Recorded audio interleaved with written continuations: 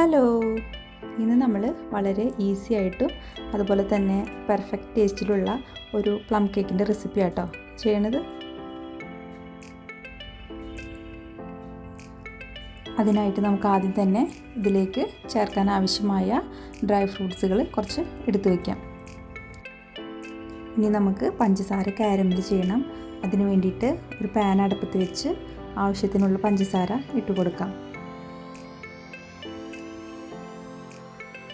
ഒരു മീഡിയം ഫ്ലെയിമിലിട്ടിട്ട് പഞ്ചസാര ചെറുതായിട്ട് ഉരുകി വരുന്ന വരെ നമുക്ക് വെയിറ്റ് ചെയ്യാം.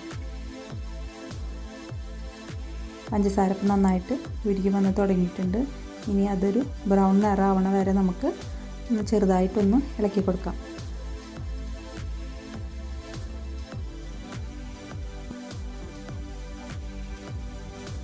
പഞ്ചസാര ഇതുപോലെ നന്നായിട്ട് ഉരുകി ഈ കളറിലായി കഴിഞ്ഞ് കഴിഞ്ഞാൽ നമുക്ക് ഇതിലേക്ക് കുറച്ച് വെള്ളം ചേർത്ത് കൊടുക്കാം. കുറച്ച് വെള്ളം ചേർത്ത് കൊടുത്തിട്ട് നന്നായിട്ടൊന്ന് ഇളക്കാം. നന്നായി ഇളക്കി പഞ്ചസാരയും വെള്ളം കൂടിയിട്ട് നന്നായിട്ട് മിക്സ് ചെയ്തെടുക്കാം. ഇനി നമുക്കിതിലേക്ക് നേരത്തെ നമ്മൾ എടുത്തു വെച്ചിട്ടുള്ള ഡ്രൈ ഫ്രൂട്ട്സാണ് ഇട്ട് കൊടുക്കേണ്ടത്. ഡ്രൈ ഫ്രൂട്ട്സുകളെല്ലാം ഇട്ട് കൊടുത്തതിന് ശേഷം നമുക്കിത് നന്നായി ഇളക്കി മാറ്റി വയ്ക്കാം.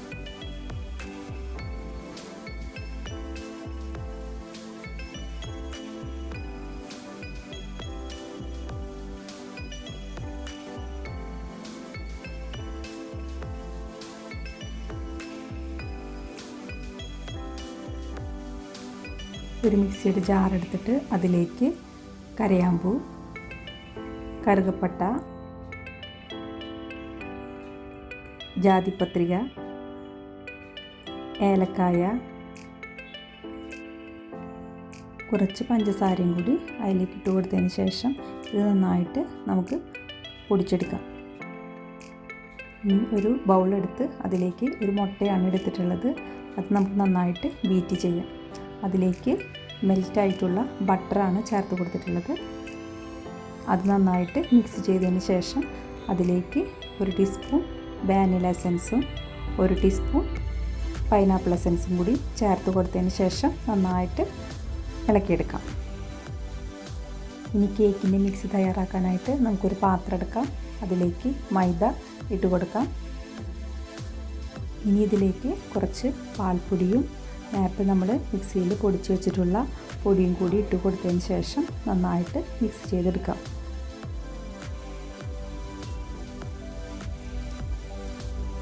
ഇതെല്ലാം കൂടിയിട്ട് നന്നായിട്ട് മിക്സ് ചെയ്തതിന് ശേഷം നമ്മൾ നേരത്തെ തയ്യാറാക്കി വെച്ചിട്ടുള്ള മുട്ടയുടെയും ബട്ടറിൻ്റെയും മിശ്രിതം ഇതിലേക്ക് ചേർത്ത് കൊടുത്തതിന് ശേഷം നന്നായി ഒന്ന് ഇളക്കിയെടുക്കാം. ഇനി നമുക്ക് ഇതിലേക്ക് നേരത്തെ നമ്മൾ തയ്യാറാക്കി വെച്ചിട്ടുള്ള ഡ്രൈ ഫ്രൂട്ട്സിൻ്റെ കൂട്ടും കൂടി ഇട്ട് കൊടുത്തതിന് ശേഷം വീണ്ടും ഇത് നന്നായിട്ടൊന്ന് മിക്സ് ചെയ്ത് എടുക്കണം.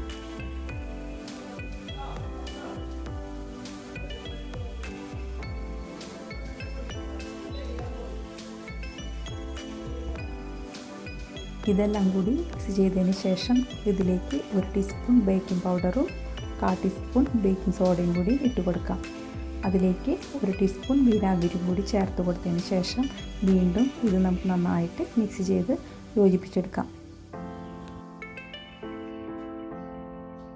ഇതെല്ലാം കൂടി മിക്സ് ചെയ്ത് കഴിഞ്ഞ് കഴിഞ്ഞാൽ നമ്മുടെ കേക്ക് ഉണ്ടാക്കാനുള്ള കൂട്ട് തയ്യാറായിട്ടുണ്ട്. ഇനി ഇത് നമുക്ക് കേക്ക് ബേക്ക് ചെയ്യാനുള്ള പാത്രത്തിലേക്ക് മാറ്റാം.